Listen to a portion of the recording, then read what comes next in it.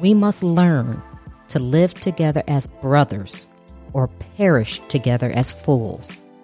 That is a quote by Dr. Martin Luther King, Jr.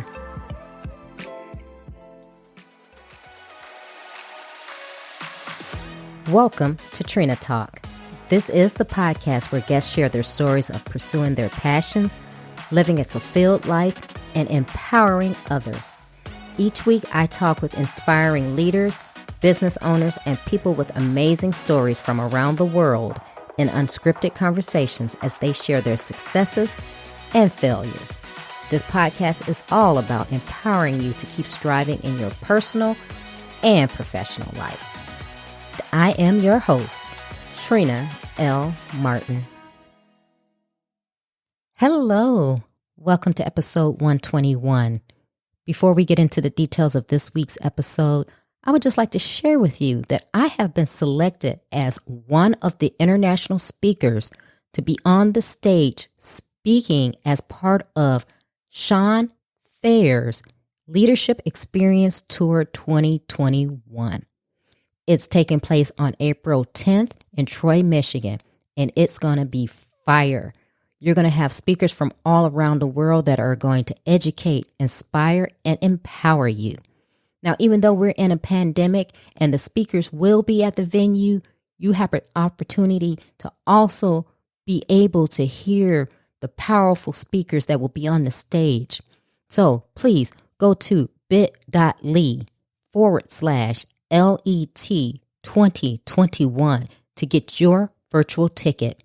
And again, that's for April 10th for the Leadership Experience Tour. Now on to this week's episode. The topic of this week's episode is minimalism, perseverance, and happiness. My guest this week is Bastien Siebman. Bastien is a full-time web developer and part-time Asana consultant. He has developed fixes for the software to help make it more robust for the user. Bastien has a passion for minimalism, and his guiding principle is to share a lot for free in order to sell more. Hi, Bastien. Welcome to Trina Talk. Thanks. Hi. How are you? I'm good. It's actually quite late here. It's 10 p.m. in France. Wow. And it's 4 here. So you guys are 6 hours ahead. So I really appreciate you staying up and doing this interview with me. So let's just dive right in. I'm not going to waste any time. You are a consultant, but you specialize in using Asana. But you have a journey that you've been through to grow your business. Before we dive right into that, why don't you tell the listeners who you are and what made you come to be the person you are today? Sure. So I'm actually French. I'm married. I have 2 kids. I've been a web developer for almost 10 years now.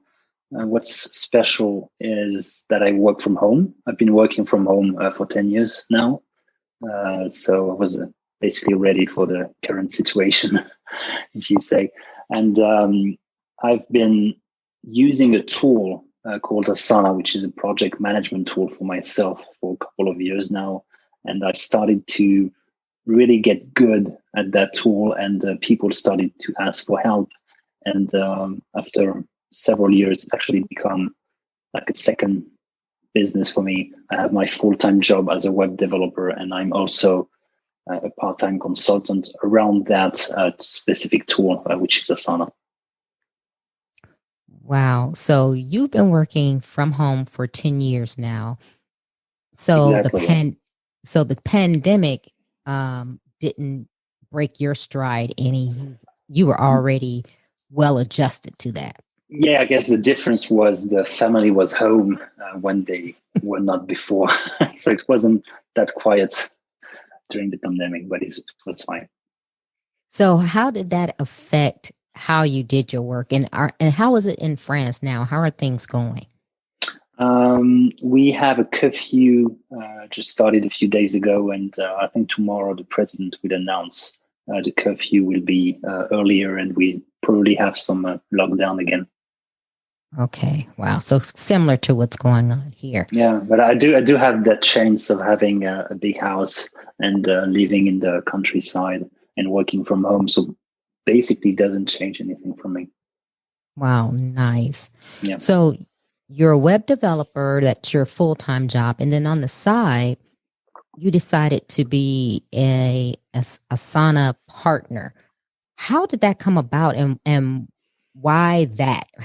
Why did you decide, or did you Yeah, decide? I didn't actually decide. It's a good question. So it's like I started to use the tool for myself like 6 or 7 years ago, and I think that the tool was missing one specific feature. I will not go into the details, but the tool was missing a feature. So I basically built the feature using the skills I had as a web developer, and that service I created gained some traction, get some attention from the community. And then I started to build another service around Asana. And then I felt like I needed to share. So I wrote a book about Asana. And then I wrote a second one and I did some videos. And then one day someone asked if they could pay me to help them. And it was the first time it happened. And I was a bit freaked out because my English wasn't good enough to actually help someone in English. So I just kept pushing away clients to other people. And after a while, I think I realized I really needed to take that risk and jump and dive right in and take my first client on. So I did my first hour of consulting, which went great, and I never stopped. So I I have several clients per month, different clients. I do some audit, I do some training, I help people understand the tool and get better at the tool. And I have the chance of being in Europe. I can work with the US in the evenings. I can work with Asia in the morning, and I can have my daily job during the day. So it's actually pretty ideal for me. Wow. So let's talk about your perseverance, because in your bio you were saying that you've been doing side projects for a long time, and now you're finally feeling like you're reaping the reward of that. What Exactly. Yeah. has your journey looked like? It's basically, so I'm 30 years old, so it's basically 20 years of side projects, little websites, some blogging, writing books, trying to create some service or website or apps or whatever. Nothing. Some of the stuff worked out, but there was never some money aspects. It just started a couple of years ago when I really got into consulting and selling books and selling services. And it really takes a lot of time and a lot of effort and a lot of perseverance to get to a point where you have a good reputation and you have a good experience and you are able to actually help people and get people to pay you to provide some help. So I'm very happy that those years of hard work are finally paying off right now, and I'm really enjoying myself helping people. Mm, that's great. And I like what you said about it takes time, and you built the reputation. Takes so much time. Yes. Yeah. I've actually Asana has an online community, and so it's a forum where people ask questions, and I've been answering questions for many years now, and I've became the biggest contributor in the forum worldwide. But it doesn't happen overnight. You have to go on the forum every day, and even if it's for 5 minutes, you have to post every day and help people every day, and it just takes time. And the same thing happening on LinkedIn for me. I'm trying to post every day on LinkedIn, so my audience is growing and my reputation is growing. But it takes many months and many years of hard work to build an audience and a reputation. Oh, yes, it does. I totally agree, because I'm doing something similar on LinkedIn, and I've been trying to do it every day, and I've been having different things come up. So not quite every day, but I have seen the growth with my connections come through. And that's amazing. That was a great tip that you gave about going on to a forum, and even if it's for 5 minutes, just go on and posting. Now, when you are doing this and you're answering questions, do you ever feel like, man, someone out there knows more than I do? And if I answer this, what if somebody comes back and say, well, that's not right, or has more information? Do you ever feel like you're not experienced enough? Not on the forum. What I'm not sure, I'm just saying so. I'm just saying I'm not sure, but I think the answer is the following. But I have a lot of experience around the tools, so usually have the right answers from what I see. However, I do have that imposter syndrome because I think it's what you're talking about when I'm doing some consulting work, because I often have clients requesting my help for a tool, a specific tool within their company, Asana in that case, and you end up helping them with much more than this. You help them with change management and how to run meetings, how to deal with their teams, and sometimes I do have that syndrome of not being at the right place and not having enough experience to help them with those other topics. Yeah, I think we all go through that. And how do you overcome that? How do you get past that? Because you stated in the beginning you would first refer people to other people because you didn't think you spoke English well enough, but you realize you did and you have a lot of value to add. So how do you get past that point of saying, just kind of feeling stuck and saying, okay, you know what, I'm just going to go for it and I'm going to tell what I know? The first client, I just realized I had nothing to lose. So I was really afraid of that first consultation, which actually went great. And after only 5 minutes, I already provided very insightful tips to the client. And I think it gets easier with each client. You are able to learn from the experience of the previous client, and you are able to share that experience with the client, with everything you learned before and all the use cases you've seen. And answering on the forum, in my case, it's the same. I get to see so many use cases, so many questions. I'm not surprised anymore by any of the questions because I've seen most of the questions out there about the tool. And that really helps me have some confidence about whether it is answering the question or whether it is knowing that the question is out there and being able to find the answer easily. Now, you created features that you saw were missing in the tool. Now, does Asana know this? And did they approach you and maybe say, come work for us if you're going to do that? How did that turn out for you? So they know the features are missing. It's deliberate product choice they make for some of the features because they believe they don't bring enough value or they cost too much, or whatever reason they have. And they in the software world we have something called an API, which is a way to discuss with other software. So Asana has an API allowing anyone to build other tools to discuss with Asana, basically. So I can discuss with your account. I can get all the data I need from your account, and I can build stuff outside of Asana using your Asana data, for example. That's the API. And with that system, you can build a lot of different things outside of Asana. So even if the features are missing, you are able to create those yourself outside of the tool. And maybe Asana believed those features would not be beneficial for most of the people. But in my case, if that helps only a handful of people, it might be enough. Right.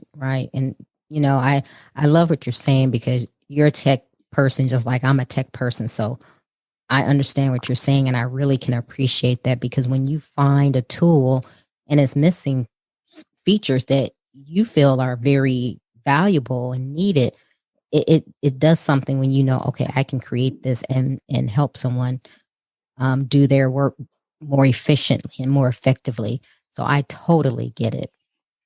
Now, and every business has a really different way of operating, and the tool cannot always adapt to your business. So it might be good to have some IT guy in your network to help you adapt the tools you're working with. Oh, yeah. And I am familiar with that because for over 20 years, I worked in corporate, and that's what I would do. I would program. I was a computer programmer. And nice. Some of these tools that we purchase, and I won't say the company's name, but big companies that they spent hundreds of thousands, sometimes millions of dollars on. After getting them, they would find out that it didn't do everything that we needed it to do. So I would go in and program those missing features and do things that would tailor it to our business and our customers. So I'm very familiar with that. Nice. Yeah. So I'm looking, and you said that you have a passion for minimalism. Talk about that. Tell me about that. I realized I was using decluttering as a way of relaxing myself, calming myself. And I realized I couldn't work properly if my desk was not clean enough or tidy enough.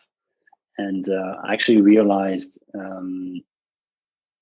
this kind of behavior actually had a name, which was not the behavior, but the way of thinking had a name, which was minimalism. And I looked at the documentary on Netflix, which is a really good documentary called, I think it's called Minimalism, about the journey of two people towards minimalism. And I read a couple of other books about minimalism, and I just it really resonated with me. So after a while, I decided to go one step further, to go even deeper into minimalism, and actually wrote a book myself, trying to summarize everything I learned about minimalism. And I still practice personally for my clothes or my stuff on my desk, or a lot of different topics at home. So you take minimalism, and I guess the converse of that would be somebody who's a hoarder, who likes to just collect things, and you don't like that. You like a clean, organized space.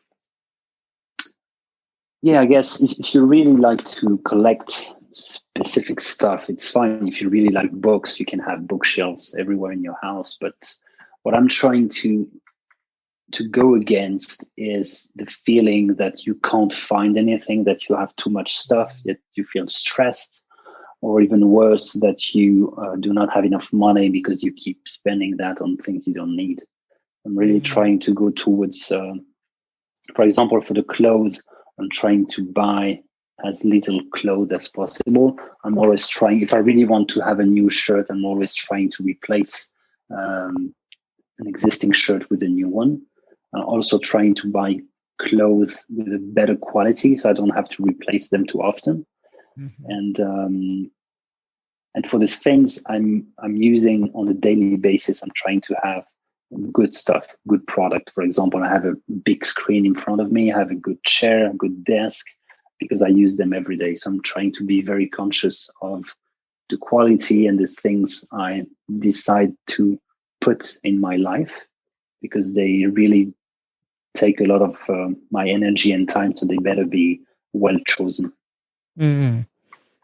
Yes, that's very interesting.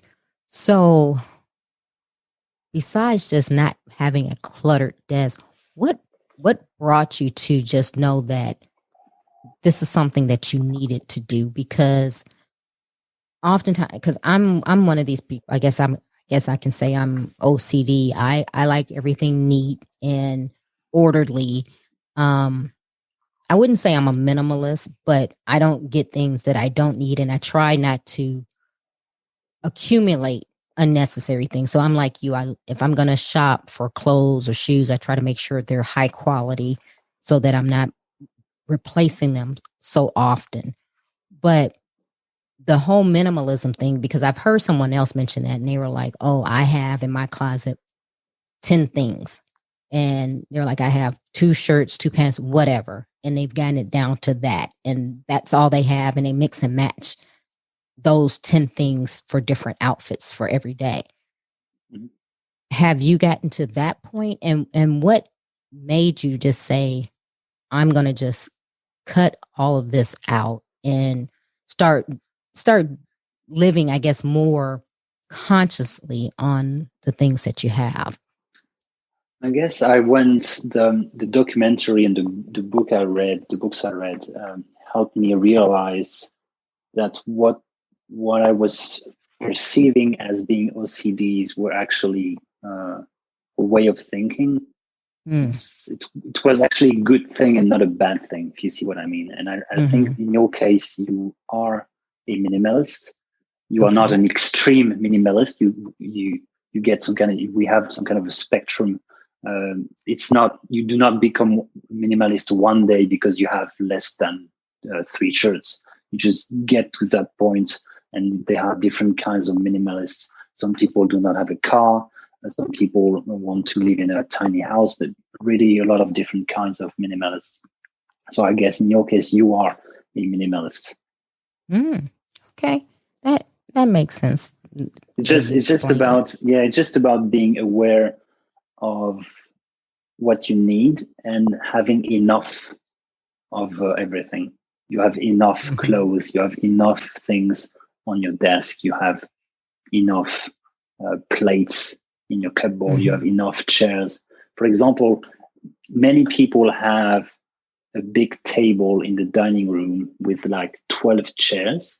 And for 99% of the time, they're just a family of 4 people having dinners with 4 people. So basically, you have 8 chairs lying around, taking space, taking a lot of space.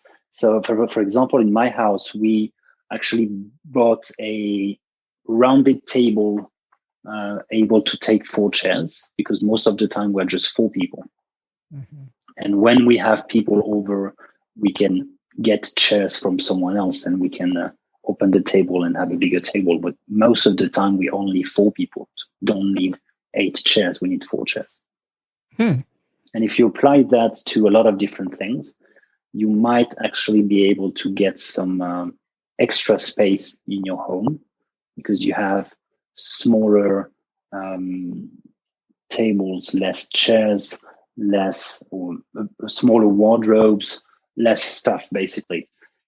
So you have more space to play and to move and to enjoy.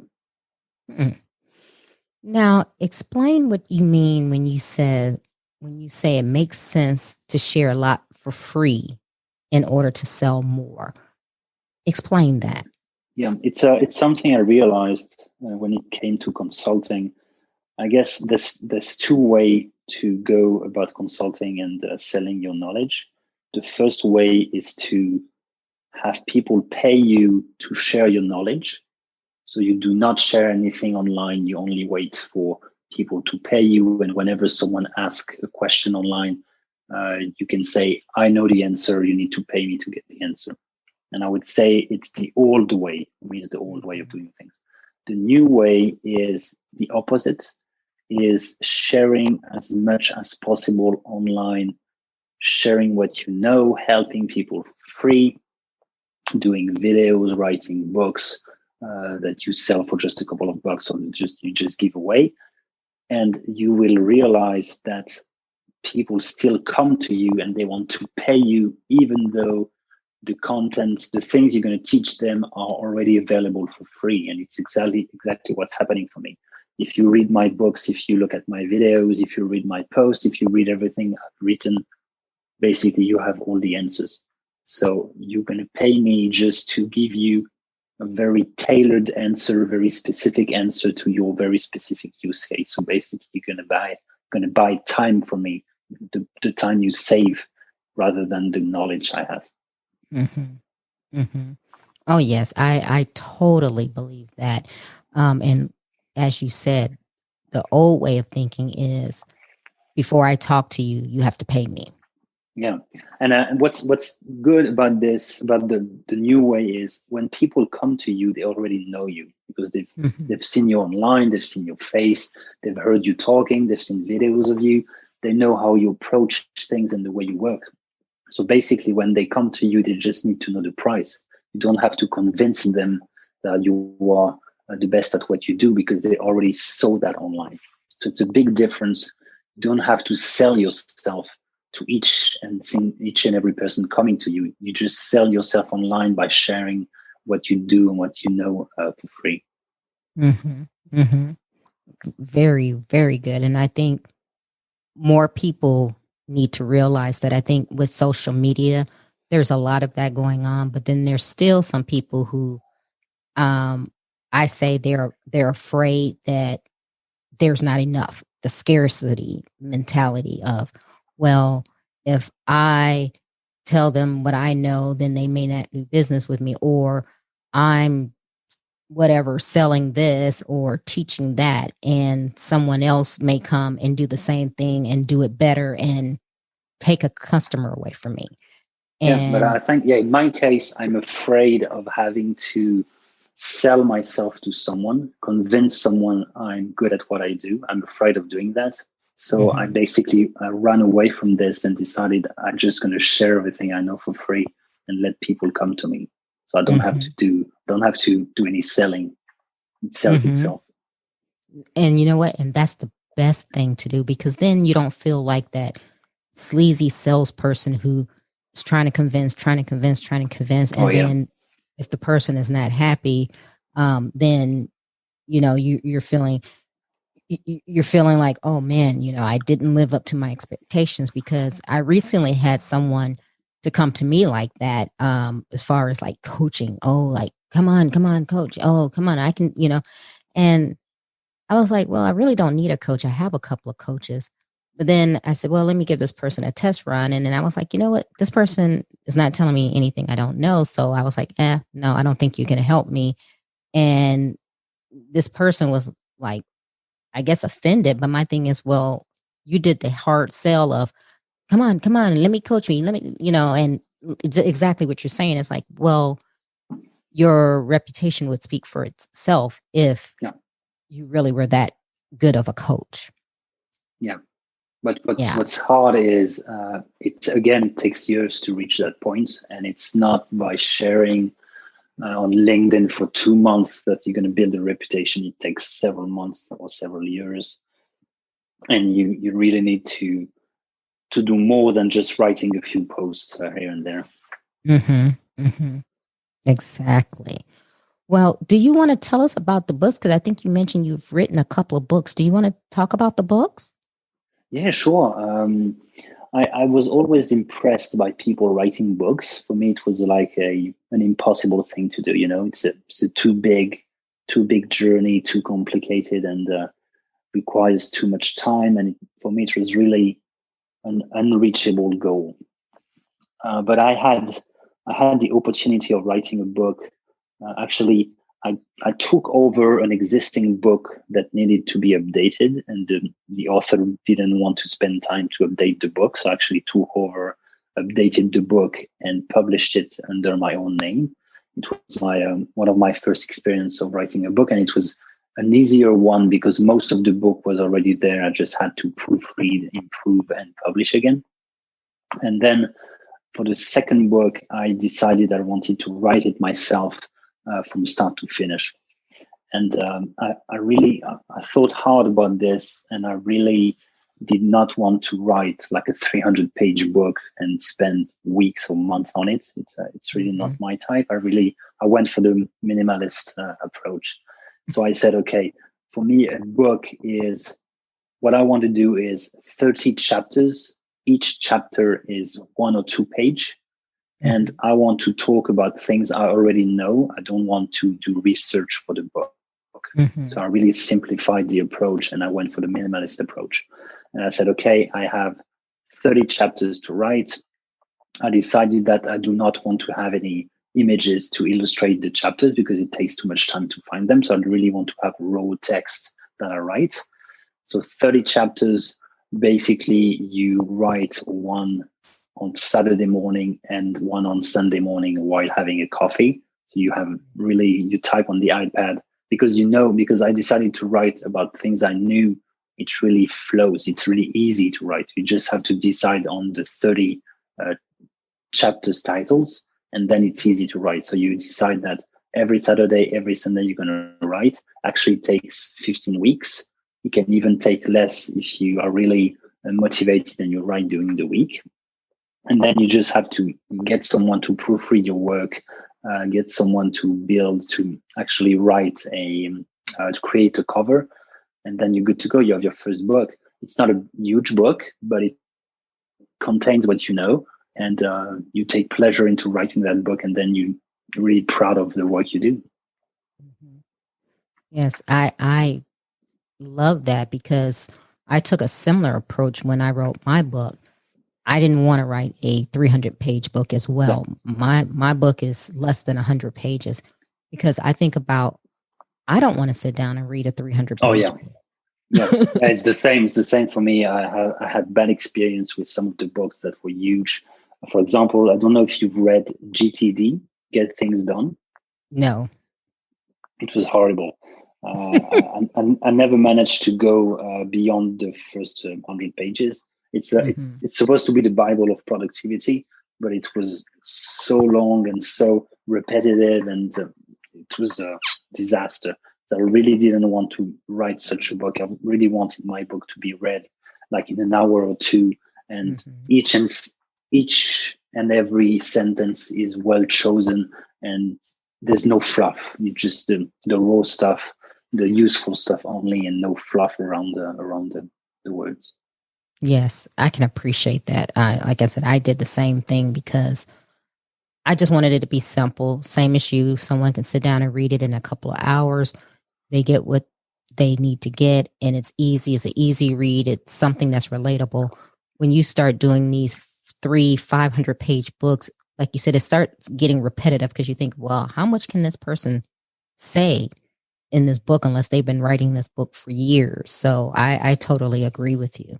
Yeah, and I'm really afraid of the situation where you spent months on something and you release and it doesn't work and nobody there to read the book. I'm really afraid of that. So I'm trying to not have that situation. So I'm trying to spend as little time as possible on something, but enough to provide quality work. And I also, whenever I can, I'm trying to ask my audience beforehand if that makes sense. For example, before writing a book, I would say, okay, guys, I would like to write a book about that topic. Do you think it's useful? And if I have answers of people saying, yeah, it's useful, then I might even do some pre-booking. So people would pay for the book before it's even written. And then you get the motivation to actually write the book, sit down and write the book. And if you just write without knowing if people will really read the book, I think for me, it's really hard to do. I can't do that. Wow, Bastien. This conversation has been amazing. We're going to segue into our questions. Are you ready? I'm ready. All right. Who or what motivates you?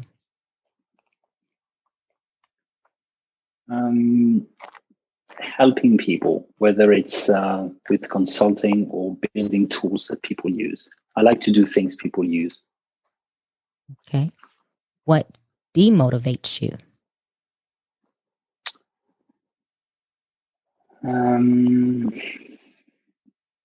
It's actually quite hard to demotivate me. I guess people with bad behavior, people trying to get something out of you, manipulating you, this kind of stuff. When was a time that something was said or done to hurt you, but it worked out for your good?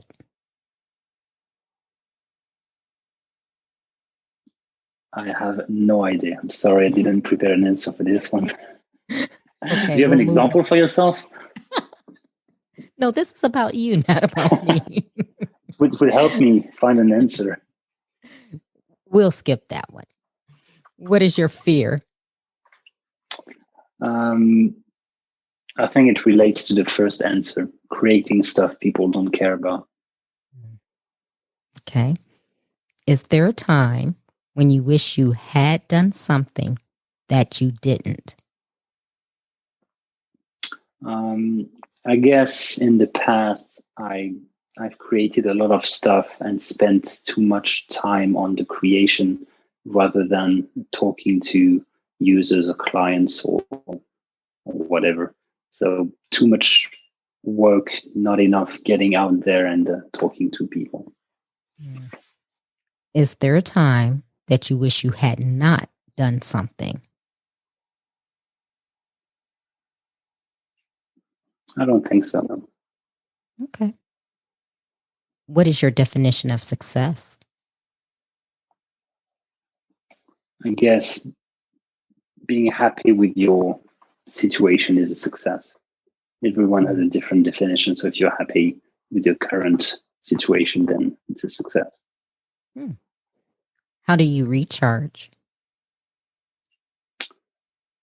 I clean my desk and I clean my house. What are you awesome at? Cleaning stuff, organizing, prioritizing.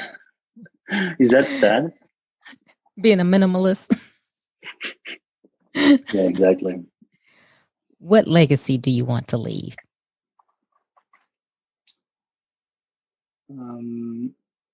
I'd like to be remembered as someone people enjoyed spending time with. Okay. Give our listeners one motivational takeaway.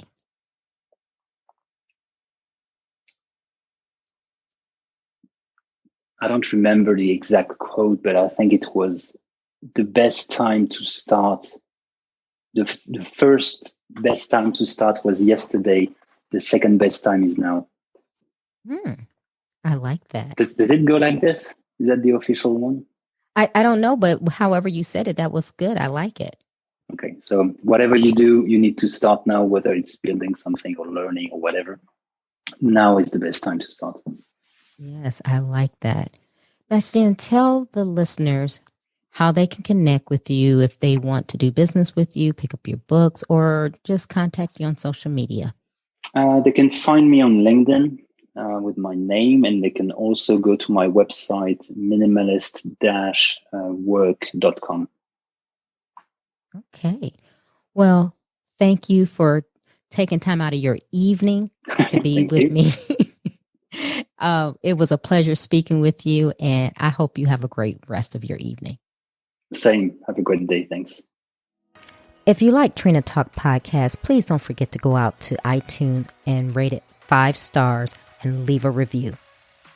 Also, who else in your life do you know that needs some motivation and inspiration in their lives? Don't forget to share Trina Talk with them. I hope you have a great week. And remember, if you change your mindset, you can change your life. Keep striving, because success is a journey, not a destination.